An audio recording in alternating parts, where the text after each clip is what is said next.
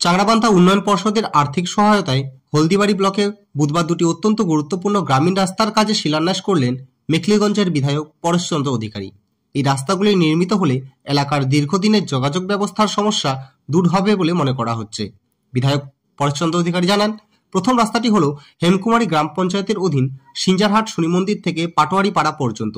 প্রায় 1.5 কিলোমিটার দৈর্ঘ্যের এই রাস্তার জন্য বরাদ্দ হয়েছে প্রায় 76 লক্ষ টাকা।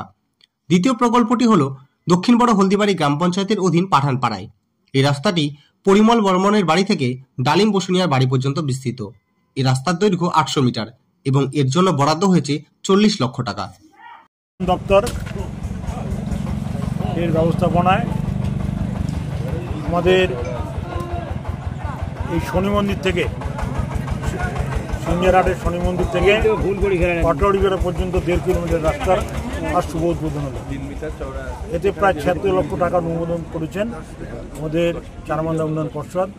আমাদের রাজ্যের মাননীয় মুখ্যমন্ত্রী তিনি বরাবরই বলেন গ্রাম বাংলার রাস্তার দিকে তিনি নজর দিচ্ছেন এবং এই রাস্তা দীর্ঘদিনের মানুষের দাবি, সেই দাবি আজ পূরণ হলো এই উদ্বোধনের মধ্য দিয়ে।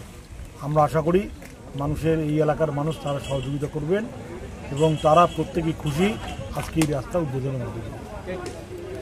পর্ষদের ব্যবস্থাপনায় আমাদের দক্ষিণ বড় হলদিবাড়ি পরিমল বর্মনের বাড়ি হইতে ডালিম বর্মনের বাড়ি পর্যন্ত, ডালিম বসুনিয়ার বাড়ি পর্যন্ত 800 মিটার রাস্তার আজ শুভ উদ্বোধন হলো।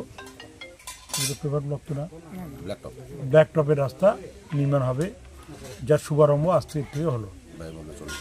এতে সরকারি বরাদ্দ হয়েছে 40 লাখ টাকা।